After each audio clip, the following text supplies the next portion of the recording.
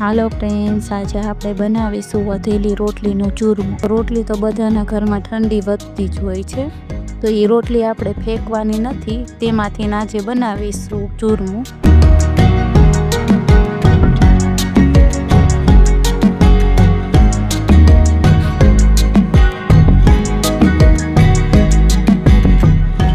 તો અહીંયા મારે 2 નંગ મોટી રોટલી વધી હતી, તે લીધી છે।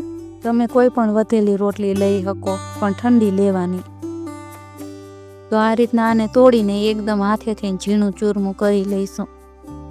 તો આટલી રોટલીમાંથી આપણે 2 વ્યક્તિને થઈને એટલું ચૂરમું બનશે। તો આ રીતના તમને જો હાથેથી ન ફાવે ને તો તમે મિક્સરમાં પણ કરી શકો છો, પણ ચૂરમું એકદમ ઝીણું કરવાનું। તો આ રીતના આપણે બધું ચૂરમું કરી લઈશું।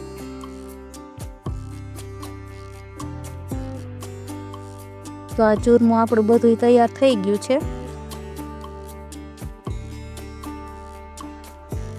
તો આપણે રોટલીનું ચૂરમું બનાવવા માટે અહીંયા મેં અડધી વાટકી ગોળ લીધો છે, 1 મોટો ચમચો તેલ લીધું છે, 2 ચમચી જેટલી બદામને આ રીતના કાપીને લીધી છે, 2 ચમચી કાજુને આ રીતના કાપીને લીધા છે। તો ચાલો શરૂ કરીએ આજની રેસીપી। તો આપણે પહેલાં રોટલીનું ચૂરમું બનાવવા માટે ગેસ ઉપર એક કઢાઈ રાખી દીધી છે, તેમાં અડધી વાટકી ગોળ એડ કરશું। તો હું અહીંયા અડધી વાટકી ગોળ એડ કરું છું। મીઠાશ તમને વધારે કે ઓછી પસંદ હોય તો તમે એ પ્રમાણે વધઘટ કરી શકો છો। પછી તેમાં 1 ચમચા જેટલું તેલ એડ કરી દઈશું। જો તમારે તેલની જગ્યાએ ઘી નાખવું હોય તો ઘી પણ નાખી શકો છો। તો આપણે અહીંયા ગોળનો પાયો નથી લેવાનો, ફક્ત ગોળને ઓગાળવાનો જ છે।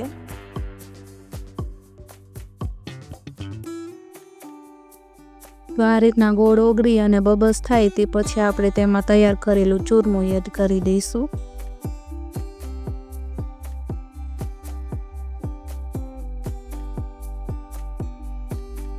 રોટલીનું ચૂરમું એડ કરીને સારી રીતના મિક્સ કરી લઈશું।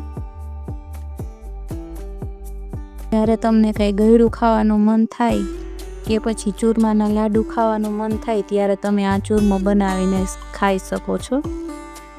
તો આ સ્વીટ એકદમ ઝડપથી બનીને તૈયાર થઈ જાય છે અને એકદમ ટેસ્ટી લાગે છે।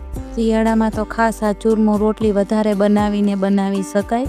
તો આ સરસ રીતના બધું મિક્સ થઈ ગયું છે। તો આ ચૂરમું તૈયાર થઈ ગયું છે, હવે તેને નીચે ઉતારી લઈશું। હવે તેને આપણે ડીશમાં સર્વ કરી લઈશું।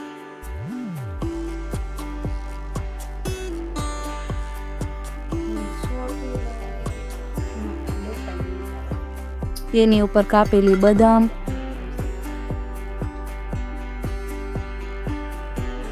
અને કાપેલા કાજુ નાખી દઈશું।